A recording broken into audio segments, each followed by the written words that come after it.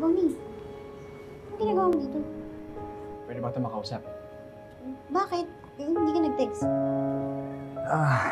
Inisip ko kasi kung nabalahin pa kita kasi alam ko marami nangyayari sa buhay mo ngayon. Pero kailangan mo itong malaman. At gusto kong sabihin sa'yo ng personal.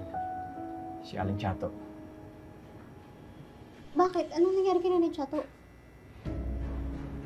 Kagabi nagkausap kami ng kaming dalawa lang. At ang sabi niya sa akin, gusto niya magpalit ng bagong counsel. Ano? Kamusta po kayo? May dala po kaming konting pagkain at toiletries po. Hindi na dapat kayo nag-abala. Okay lang po. Konti lang po yan kasi hindi naman po kayo magtatagal dito eh. Lilet, Nay, ipapanalo ko po yung kaso nyo. Konting hintay lang po kasi hindi nyo po deserve na magstay dito eh. Alam nyo po kung saan nyo deserve? Doon po kung saan pwede nyo nang maiuwi si Langgay. At malayang mayakap siya. Hanggang sa hindi nyo na po maramdaman yung mahabang pagkakataon na nagkahiwalay kayo. Mangyayari po yun, Nay. Gagawin ko po lahat. Nay, sorry po kung nawala ako sa focus naikwento nga sa akin ni Atty. Pareho silang importante sa atin.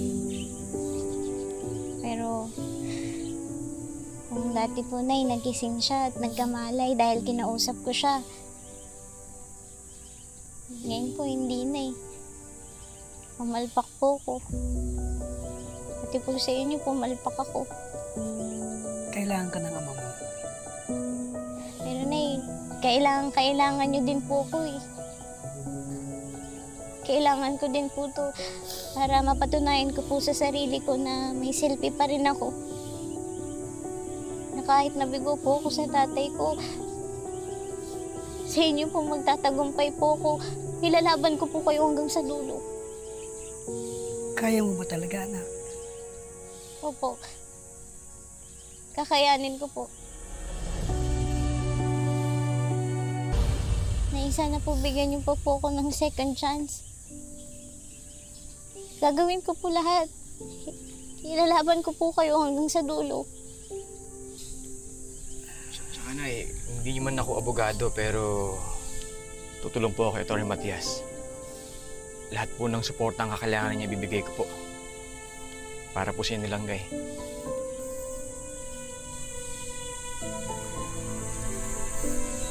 Para kay Langgay. Nay, salamat po. Nay, maraming salamat po.